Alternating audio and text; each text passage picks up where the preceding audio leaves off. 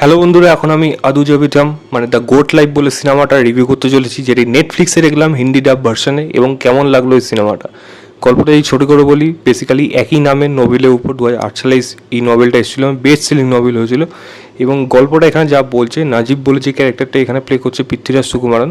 এখানে পৃথ্বীরাজ সুকুমারন রয়েছে, অমলা পাল তার ওয়াইফের ভূমিকায়, এবং অন্যান্য ভূমিকা অন্যান্য আর্টিস্টরা রয়েছে। তো নাজিব বলেছে এই ক্যারেক্টারটা আছে, সে গলফে কাজ করতে যাচ্ছে তার ফ্যামিলিকে আরও ভালোভাবে সাপোর্ট করার জন্য। কারণ এই দেশে থেকে সেই যে কাজ করতো সেটা দিয়ে তার ফ্যামিলিকে চালানো এরপরে আর সম্ভব না।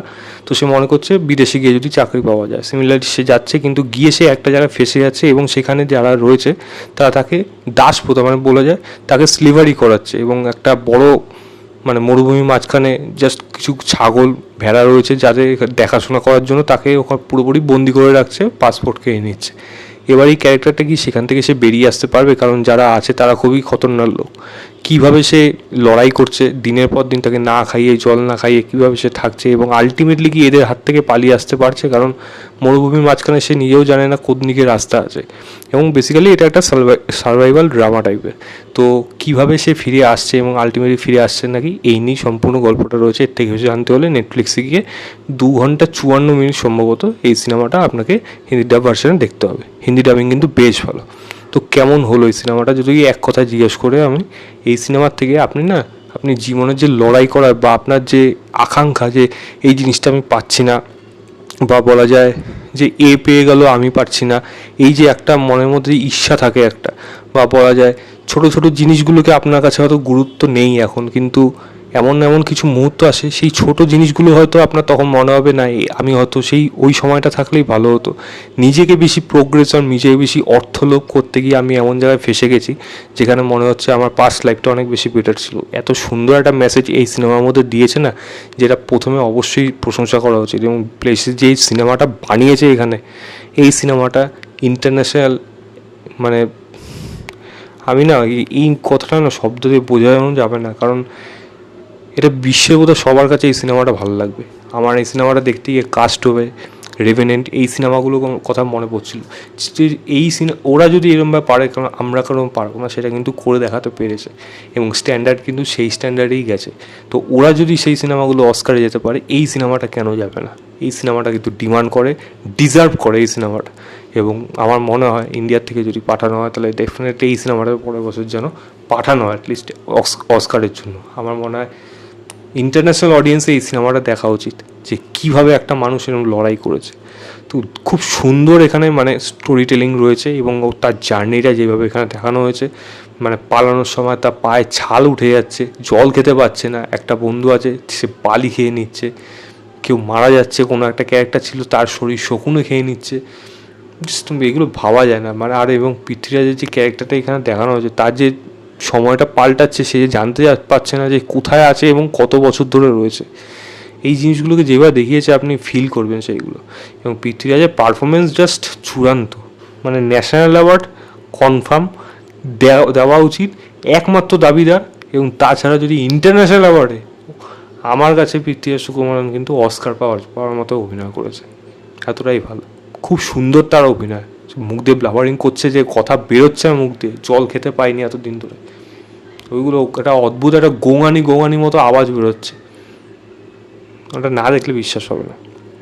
সঙ্গে আমি বলবো, ছোট্ট রোলে অমলা পাল ভালো লেগেছে, কিন্তু এই পৃথ্বীরাজের সাথে তার যে বন্ধুটা আছে, এখানে একজন নিগ্রো রয়েছে, সেও এই সিনেমার কো প্রডিউসার সম্ভবত।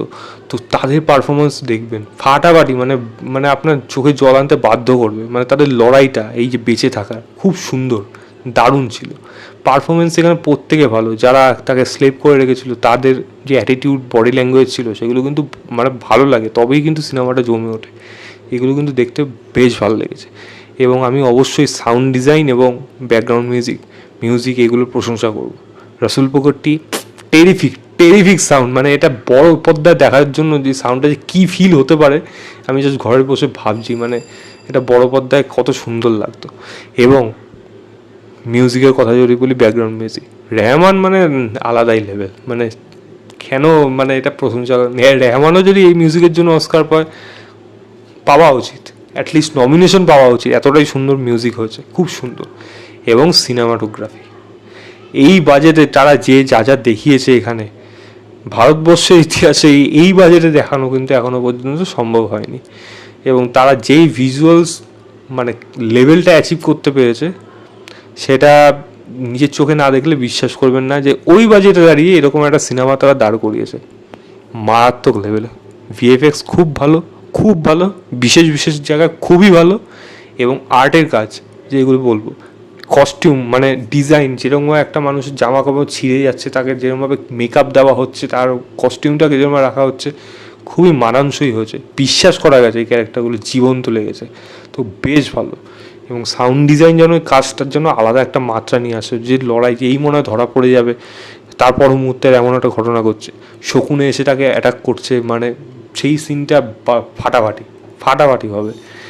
আমি মানে অনেক জায়গাগুলো আছে যেগুলো কোনো অংশে, কোনো হলিউডের সিনেমার থেকে কোনো অংশে কম না, ইকুয়ালি বজায় রাখতে পেরেছে।